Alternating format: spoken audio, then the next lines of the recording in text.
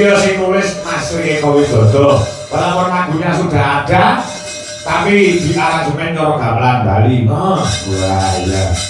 Kuwi jenenge anu to. Cara kendaraan utawa mobil iki dimodifikasi ya. Tidak merubah syair dan lagu, Neng di iseni balungane. Ya, wong dhewe duwe gamelan Bali. Ya. Jadi selalu beraktivitas sing tanpa batas. Anggone kanca-kanca di Jolaras Indonesia, piye carane meramu sebuah tontonan sing kudu bisa menarik marang perhatiane para pamirsa. Oh, ngene ya, Tru? Iya, Mas Gare. Lah kadang-kadang tetap berkreativitas, berkreasi. Kalau bahasanya kreasi tiada henti ngono kae, Tru. Heeh, ya, coba. Yo. Iki sing saka Ngawi diaturke. Saka Ngawi. Heeh. Mbak Wanda karo Mbak Wiwi Irnawati karo Anjar Sari. Ana permintaan mengko supaya duel ing antarane Mbak Niket Salindri karo Om Walika sing saka Sidoarjo. Ya, oh, balik iki, Bro. Oh, ya. Ora krasa kok cuwepet meneh jam 3, Ya. Ya. Nyambut gawe anggere Senin kok alate mendukung penonton padha mendukung juga ki ora krasa kok. Masa? Ya, cuwepet meneh bar to. Ya, ya iki. Pangundhut pirang-pirang. Ngono. Ah, Blackpink Kayi Kidul. Tasih monitor Pak Kangko. Nggih, matur nuwun. Sugeng dalu Mas Kangko. Menika mirsani saking lokasi Babatan Tengahan kuwi nggih. Pak Marsono pirang kenceng ugi wilujeng enjing Mas Kangko. Mirsani Jolaras Indonesia Channel saking Pak Tulus. Warung Tombolwe ing Cikarang. Sing disuwun lagon uga karyane Mbah Sukron Suwondo. Ula Tampar utawa Nyidra Asmara. Derek Ima Mas Joko Kedung Malang Tru Kediri. Ya. Tasih monitor. Nggih, CP Sekarwangi Jaya. Nggih, Mas Rahmat uga Pak Enanda Gemolong Sragen. Sing atasane uga Mas Diko Sine. Ya. Nah, iki sing disuwun lagon karyane Mbak Sukron, Nduk yang karo Wanda karo Wiwi apa? Nggih. Nah, nama kuwi ya. Nah, ya, monggo iki Pak Kudus. Saka penggemar yang setiap bulan pasti nonton Pak Tulus Cikarang. Oh iya. Nyidra Asmara. Yo garap gamelan Bali to. Iya. Oh. Kaya apa? Diaturke. Diaturke. Heeh. Ya. Monggo. Diaturaken monggo Nyidra Asmara utawa Balada Cinta Ula Tampar karyane Ki Haji Sukron Suwondo. Yuk, dados.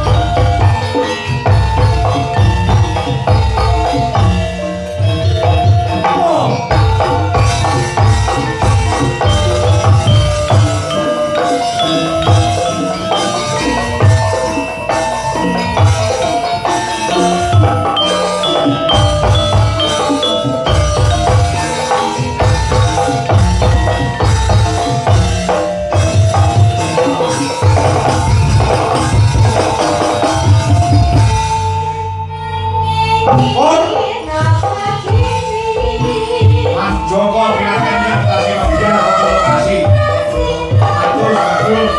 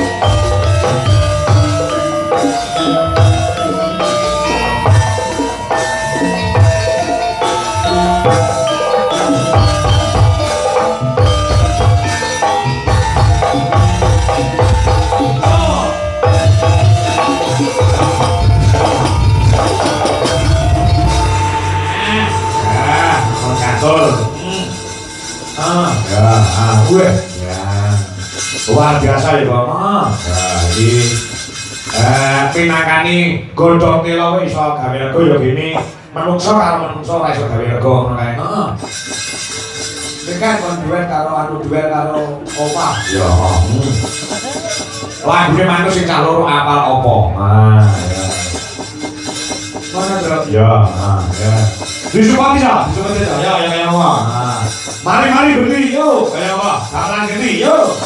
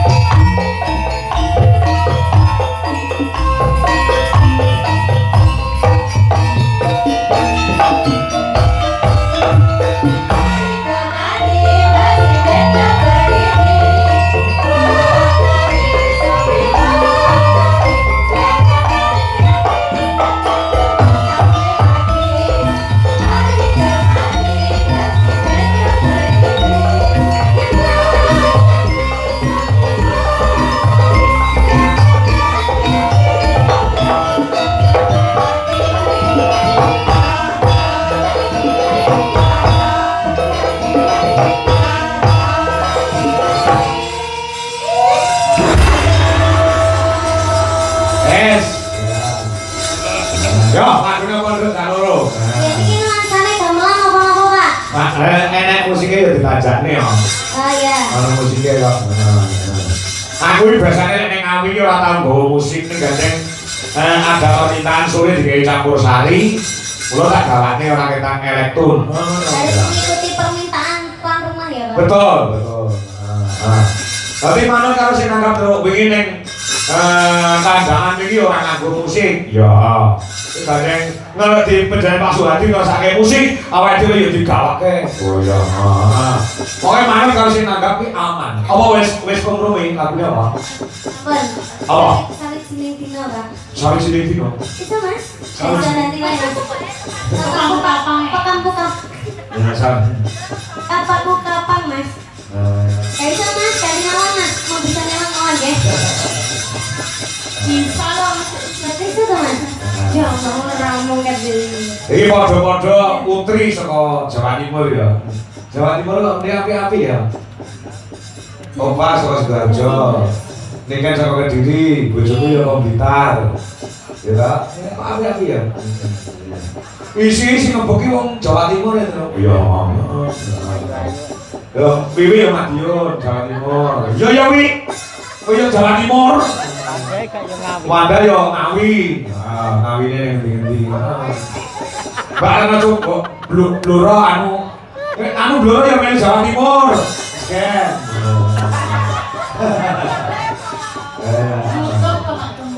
Ben kita manguntung apa sih guys? Bila ada semua kerok. Apa lu ini? Apa mas? Wah. Kapaku Kapan? Ya, coba apa? Ya. Ya. Ya oke. Ya.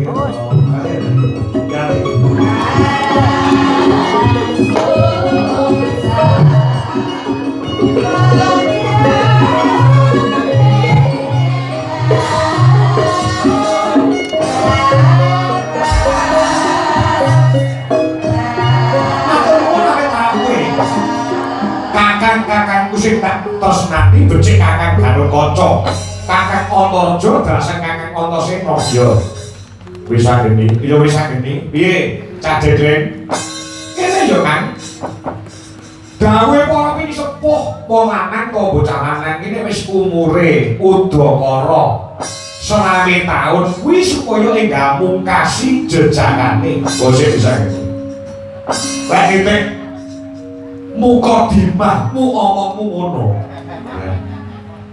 wis ajae wis seneng karo wedok wis saiki kowe kandha nek pancen kowe wis seneng karo cah wedok bocah ngendi anake sapa jenenge sapa Mengko kakang-kakang ucap telu iki bakal budidaya matur nuwun awit kawigandane Kakang Antasena, Kakang Antarja, Kakang Gathuk. Bares wae yo kan, bares wae. Dina samengko kuwi sanggeni nedeg nandhang kunjana apa-apa. Aja angelake lho ngomong. Wong saiki saka masa ngerti kunjana apa-apa ki apa ora nedeg. Kunjana kuwi edan apa kuwi lara. Tegese lara edan utawa lara kedanan lah. Kowe ngomong lara kedanan wong wedok adoh kan. Ora kunjana barang ki ora ngerti.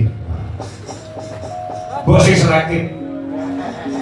Bahasane iki mbok sing gak dimengerti karo sing domesani ngono. Rasa tetek angel-angel. Aku gandrung kayun lawan bocah saka gunung. Bocah saka gunung iya.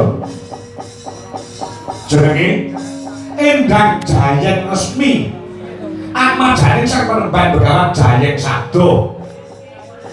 Saka pertapan Cemara Gading sing wong ora ngarek batinku Kakang.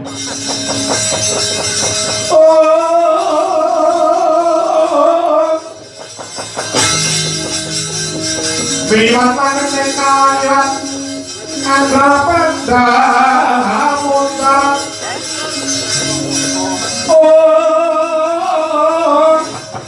Tilang dekat onang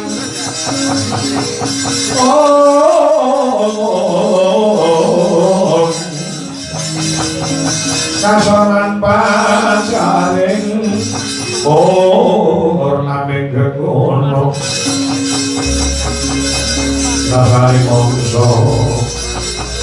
ngatino Selamat menikmati bisa ini wong urung kok ora dadi kowe gandrung lawan putri saka Cemara Gading namajane Perempuan Begawan Jayeng Sado sing jenenge Jayeng Resmi iya lah ketemu udakara seminggu kepokol mari aku ngangan jagat nyawang medun ana sendang kang ning dirtane sirku arep raup ning kono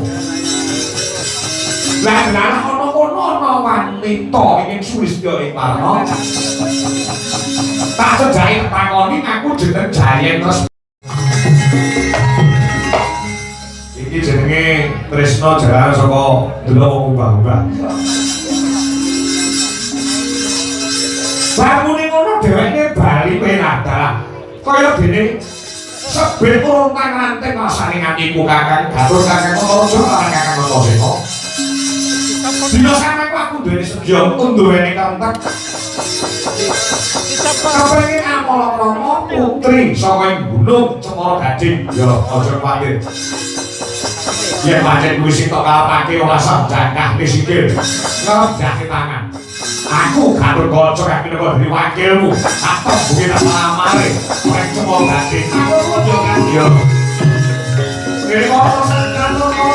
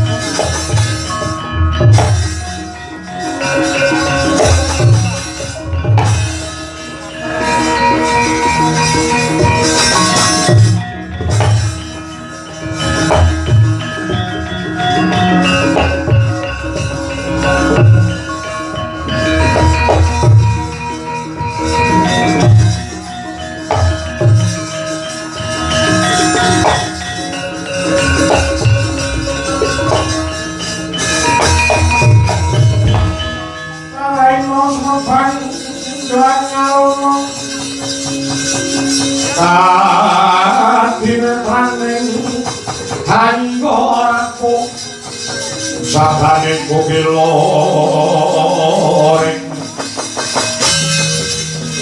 kanika saged ngene donganing unggah sing bene panca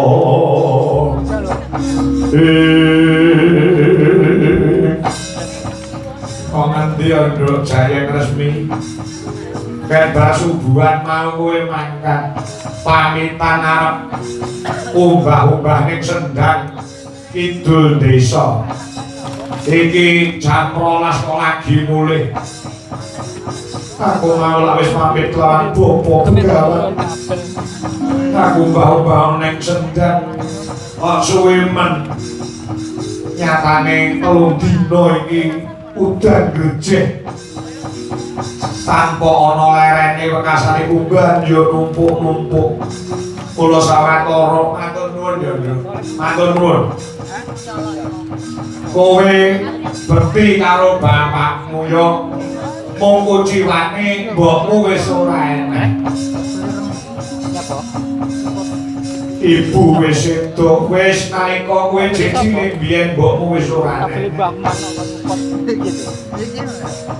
kula ning omah kene lek mung enenge mung aku karo kowe lek mung ngabdi karo aku jan tangi turu kok gekne kopi nyamikane gedang goreng awan wis mok siapi kanggo srana ngiseni weteng yen ana umbahku utawa sandang aku sing reget ya kok umbah kanthi ikhlas lahir batin banjur sapa to bopone ora aku nyatane nek omah kene iki sing enek yo aku kelawan jenengmu ngendikane ibu wis sedo nalika aku cilik biyen heeh iki tripat sapa ibumu ki sedo unduran pergamelanmu ora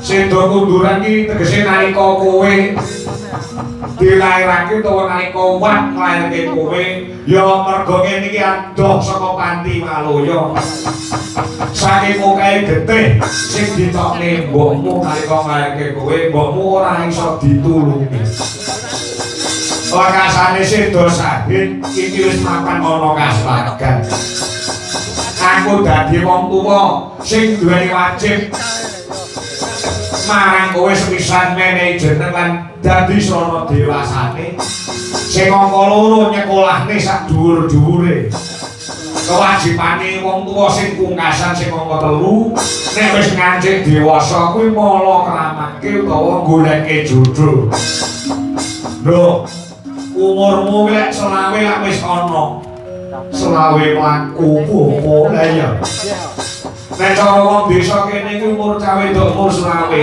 kuwi ora entuk jodoh ora rabi diarani prawan kaset Rong enek to wong wedok sing wong lanang sing mlebu ning atimu iki rong enek. Urung bobo kanthi saya ini. Mbok ditawak-tawakne ngono nyapa to jane. Oh iki yo ayu-ayumu kaya ngono. Bobo ora nate paring dawuh. Yen to mesti judul kurang-kurang dalan Gusti bakal menehi marang.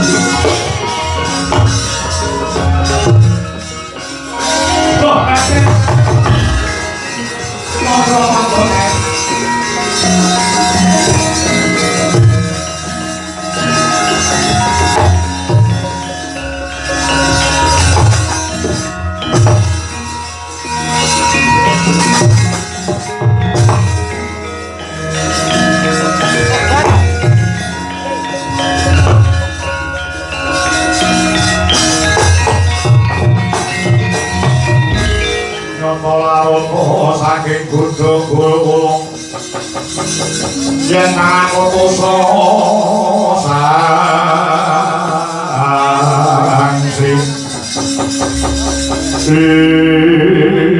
ngaten Mas Gatot Kaca ya bener kan wis tepung awakku ayo ki sampun nadyan kula dhewe nate pinanggih secara pribadi ning paduka kulina dipun tayangaken wonten layar kaca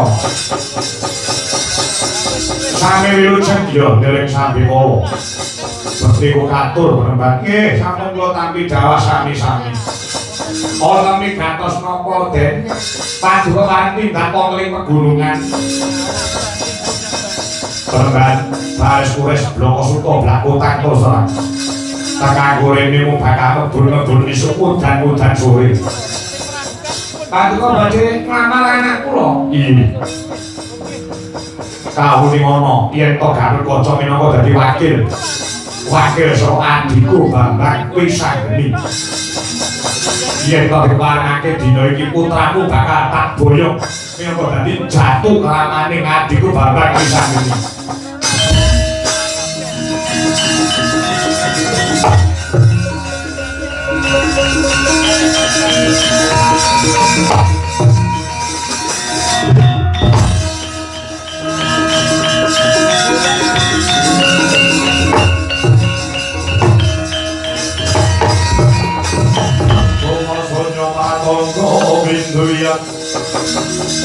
Angon-angon dari gumantan malete mansolon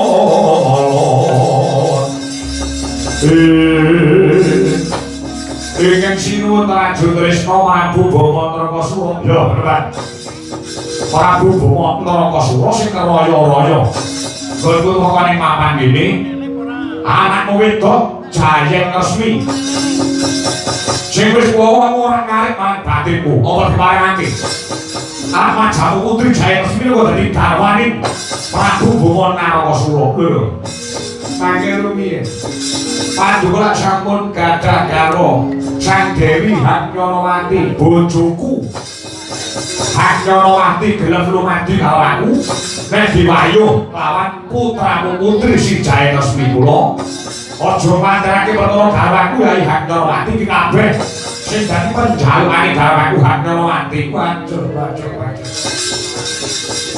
nggih boten wonten tembung badhe nampik dhumateng pengalaman paduka nanging piye lho Pak kula boten saged paring wangsulan dasare saderengipun paduka tindak mriki lan rawuh mriki wonten ingkang ugi badhe nglamar dhumateng anak kula pun Jayeng Resmi sapa Raden Bambang Wisageni wakil dhateng rangkanipun Raden Gatot Kaca. Gatot Kaca niki wonten wingking sampeyan iki. Gatot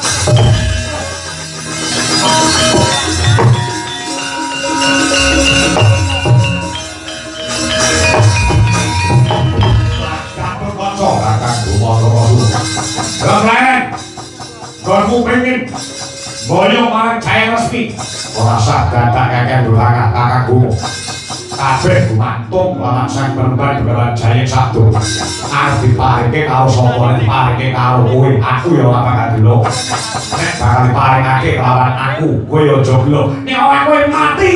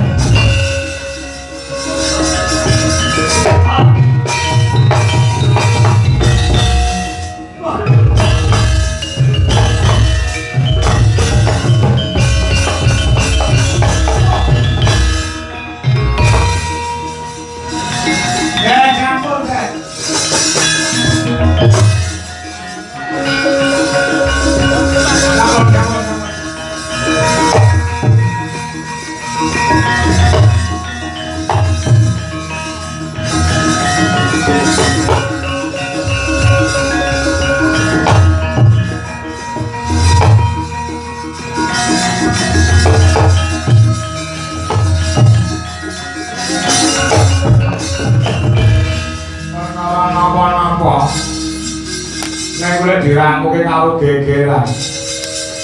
Kula mboten enten rampunge. Anakmu enen aku. Nggih, mboten maido. Ndek kok kandang teko ki ngopo saiki teko malah bareng-bareng. Ngeten mawon. Wonten Giri Swayembara, sayembarane apa? Sayembarane apa, Bapak? Sinten kemawon saged malakrama dhumateng anak kula. Pun Jaya Resmi wonten saged minangkani pamundhutipun anak kula wedok. Anakmu jaluk apa? Putramu jaluk apa, Bapak? Ingkang sinebut Cupu Manik Mustikaning Bumi. Sinten saged minangkani Cupu Manik Mustikaning Bumi niku sing menang rabi dhumateng anak kula. Matur nuwun. Bagus.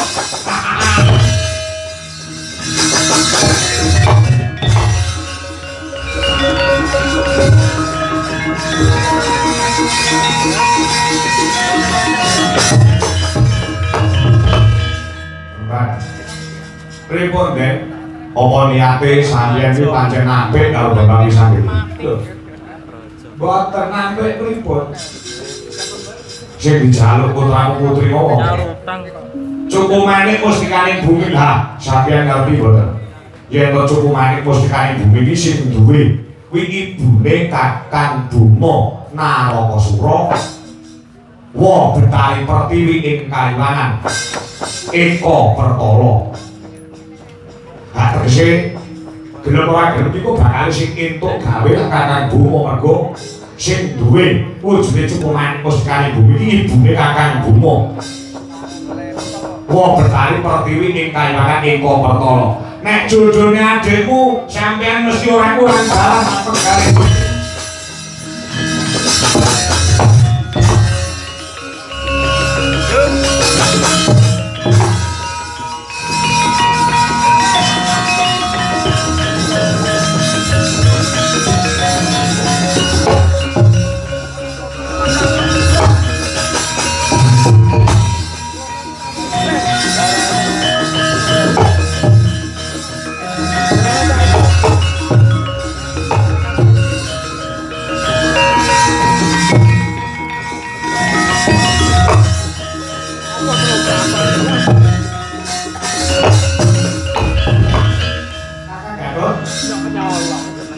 Kakak maca.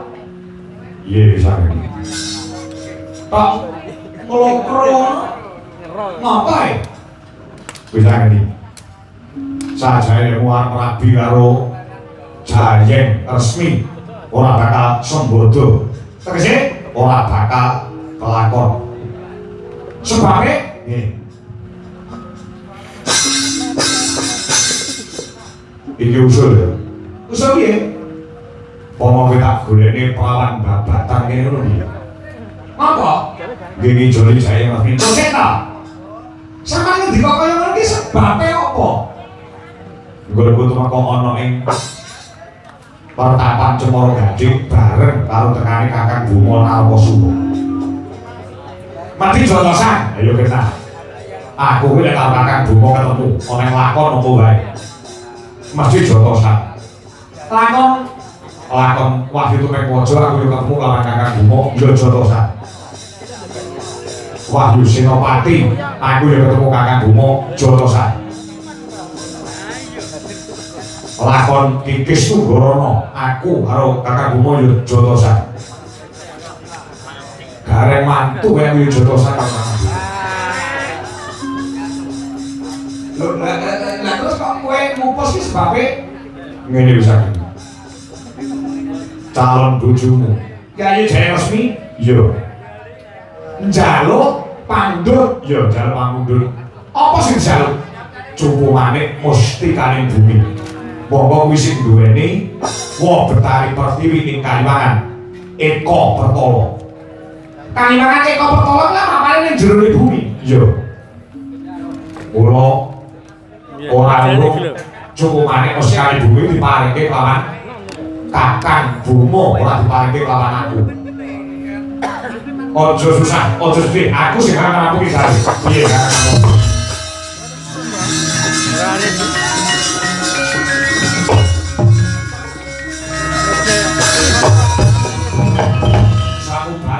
Ojo sing mandang bisa. Tumandang piye Kakang Ojo? Kaliwangan Eko Pertolo kuwi apane ana jero ning bumi. Yo. Lah kenapa?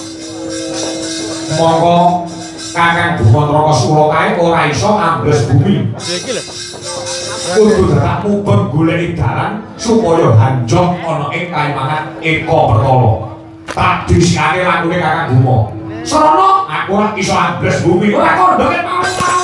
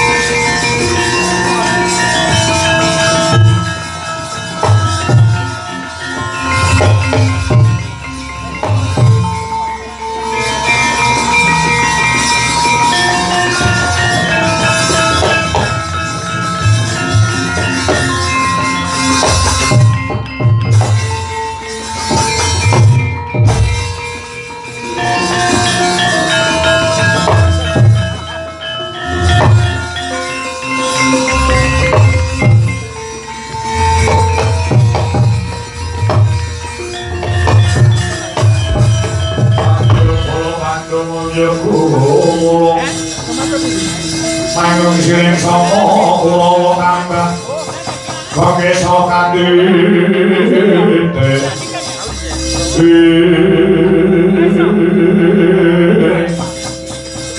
yen ora kleru pantuluku anak Yayi Naga Gini Antareja padha becik satekanmu yo nggih iki Woh Betari wis kala suwek kula bekti kula kantur ya wis tak tampa Kamrang sing kemurung sungguh patone Kaliwangan Eko Pertolo ana migati apa nggih Antareja baris kemawon Woh Betari suwek kula mriki badhe ngambil wujudipun cupu manik mustikaning bumi atau apa minangka sarana dhawuhipun adi kula bakal pisangeni awit calon kemanten putri menika nyuwun bebono wujud iku cukup manik mustikaning bumi monggo Romain jagat kurang Batara iki kagungan cukupane musikane bumi nggih namung paduka Sang Dewi.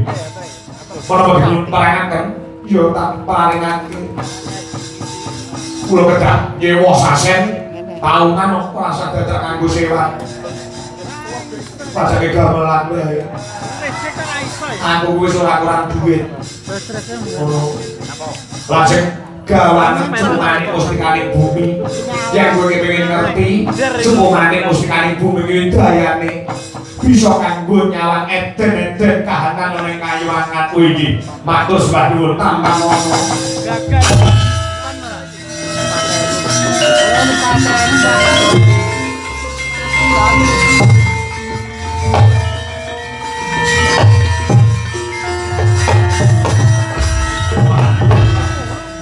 Wujudan cumane musikane bumi yo.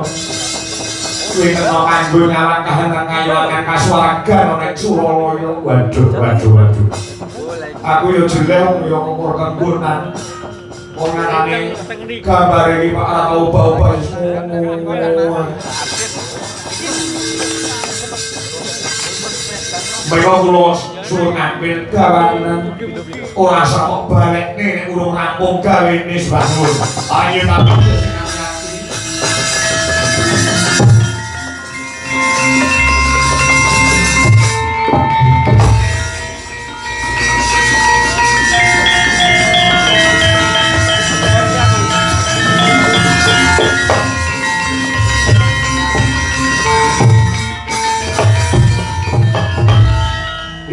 Ibu, opo.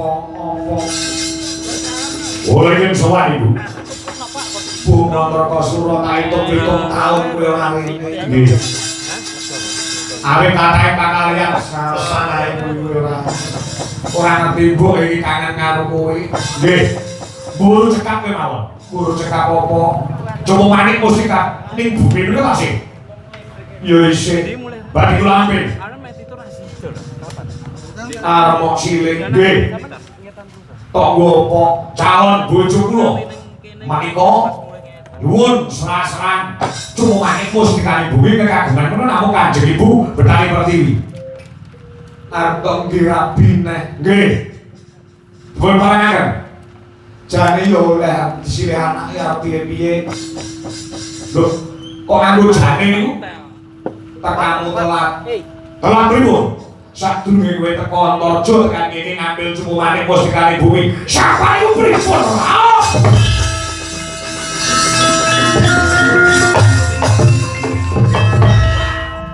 Ngono Raimon nenek aku ya. Rumah samu kowe iki wis bener. Terus nyawake aku, sampeyan kok pripun? Yen aku ngerti kowe arep mbutuhake tertentu ora tak paringake marang Antarja. Tur kok ku apa? Kowe wis duwe bojo. Handrawati ki kurang ayu piye? Aku lek bojo meneh. Mbokmu wae sing nglakoni, aku ki dadi bojo nomor 4 Ratu Ndrawati. Ngono masuk ngoceh. Lara larane wong wedok kene diwayuh, ngerti ora? Wayuh niku omahe dalan uyuh. Tegese dimandu tegese ana wong wedok liya ing wekasane pun dados semumane mustikane bumi wis tak paringake kelawan Antarja. Sakjane pripun rasane nene aku? Urip mriko. Rasane nene aku maksamu apa? Wis ora sedek neko-neko bali ning Tanjung Tresna. Omahe ana bojoku siji wae rasa. Neko-neko.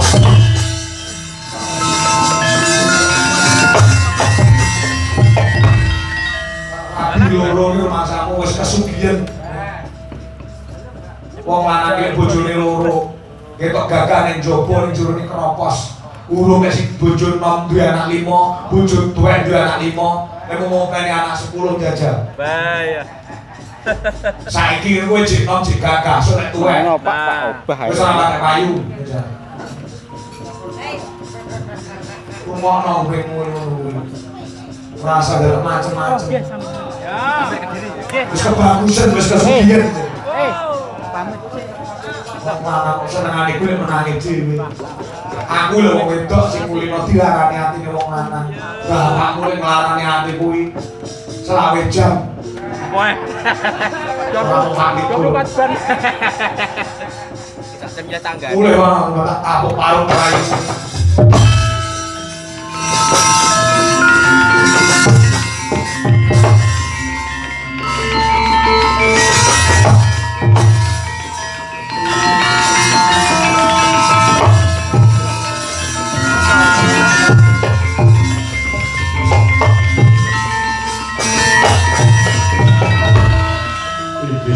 Penjaluke calon bojone anakku Bambang Wisageni. Inggih paman menika cekunganing mustikaning bumi minangka sasra. Para kramanipun ing putra pun Bambang Wisageni anakku.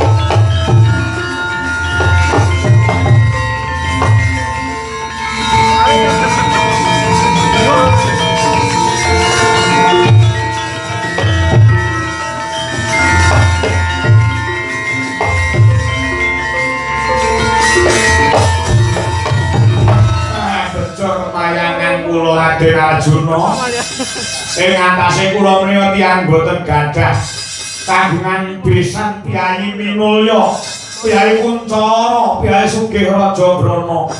Ora usah ngumbul-ngumbulake marang aku Penemban.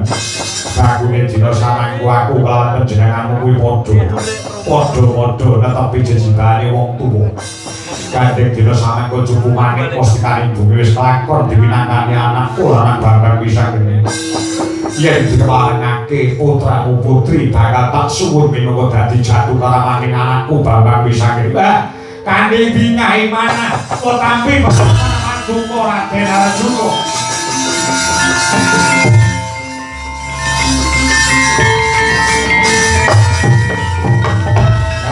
Kula ingkang menawa dados saksi bebrayanipun Ndara kula Bambang Wisageni sampun pikantuk judul amin kersaning Gusti ingkang akarya jagat tanpa beda panjenengane Rama Mas Rema Sefri Faturosi kelawan Gauh kelawan Mbak Yulia Rizka Dwi Atmawati. Mugi-mugi temanten sekalian pinado ing kamulyan pikantuk judul wiwit saiki nganti sak lawas-lawase sakinah mawaddah warahmah. Amin ya rabbal alamin.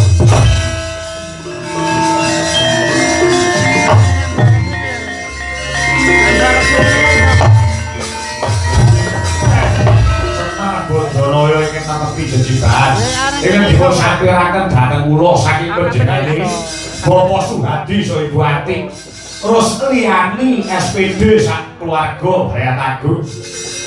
Menawi wonten lepat lan wonten kekiranganipun diagung pangan samine lan ketemu manjing dados sederek dados sedulur. Mangkono Kyai Semarge, Go Sesanti Jaya-Jaya Wijayanti, Rahayu Purna Basuki sekali Mardika tetep Mardika ing Sambikala. Slamet to sing nanggap, slamet to sing ditanggap, slamet to sing nonton tanggapan, slamet to sing ditanggap kewayan. Amin amin amin ya rabbal alamin.